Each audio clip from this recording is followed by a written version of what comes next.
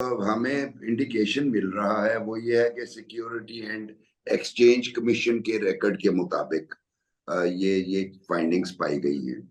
तो अगर security and exchange commission के मुताबिक ये फाइंडिंग्स पाई गई हैं तो इसका मतलब है कि उनका जो मनी ट्रेल है वो हुकूमत पाकिस्तान को चाहिए, और अगर वो चाहिए तो उनके लिए भी एक रेड वारंट अगर इशू हो जाए, उसके बारे में मुझे इल्म नहीं, फारूकी साहब आप ज्यादा बेहतर जानते होंगे कि फरा गोगी साहबा का रेड वारंट इशू हुआ है कि नहीं।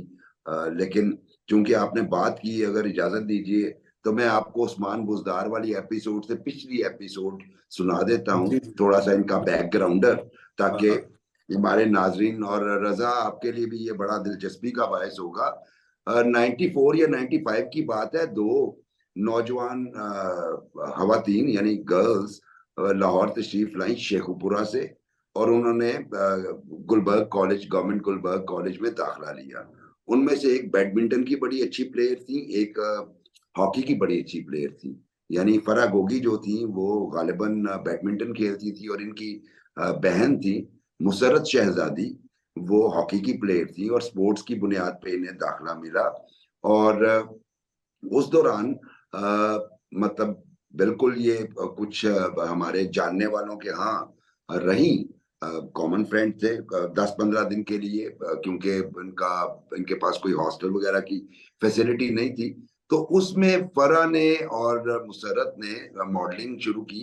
लाहौर में एक ब्रांड होता था फोर्ट्रेस में, रजा आपको याद होगा, नी पुनहाल।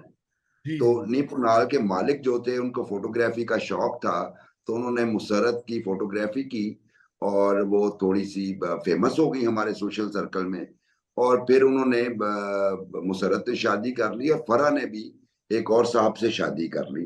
बाद में फरा जो है वो, यानी फरत शहजादी के नाम से उस दौर में जानी जाती थी, ये अमेरिका चली गई। फिर इनकी डिवोर्स हो गई, और फिर ये वापस आई जब ये एहसन जमील गुजर साहब से इनका दोबारा अक़द सानी हुआ। और उस जमाने में एहसन जमील गुजर साहब की एक हाउसिंग सोसाइटी गुजरांवाला में चल रही थी, और उसके घपले काफी थे, और सेंटर पॉइंट पे इनका ऑफिस था। तो जब इनकी शादी हुई तो चूंकि फरा बड़ी दबंग किस्म की खातून है, गुफ्तगू बड़ी अच्छी करते हैं, और स्लैंग भी, पंजाबी स्लैंग भी बहुत अच्छी बोल लेती हैं।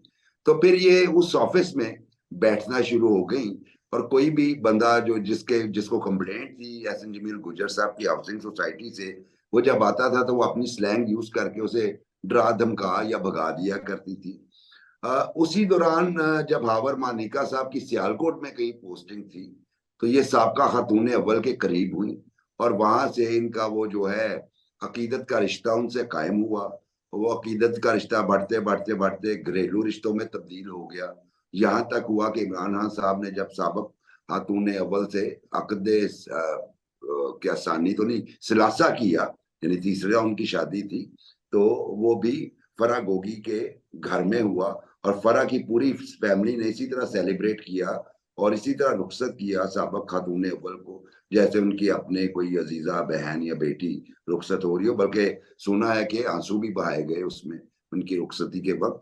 तो ये वो स्ट्रॉन्ग बॉन्डिंग थी, जिसकी वजह से उस्मान बुजदार साहब सीएम बने, जिसका तस्करा कर रहे थे जावेद फारूकी साहब, क्योंकि फरा ने फातून अव्वल को कहा कि ये बंदा बहुत ट्रस्टवर्दी है, और उसके नतीजे में फिर वो बने।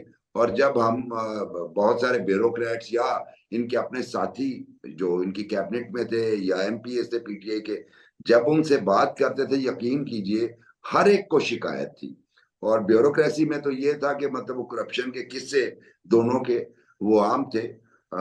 लेकिन अनफॉर्चुनेटली कोई भी ऑन द रिकॉर्ड वो बातें करना नहीं चाहता था, तो इस वजह से उस दौरान छुपे रहे, अब सामने आ रहे हैं। और जो सोर्स है उसको वो कोट करते हैं जी, सिक्योरिटी एंड एक्सचेंज कमीशन का रिकॉर्ड है।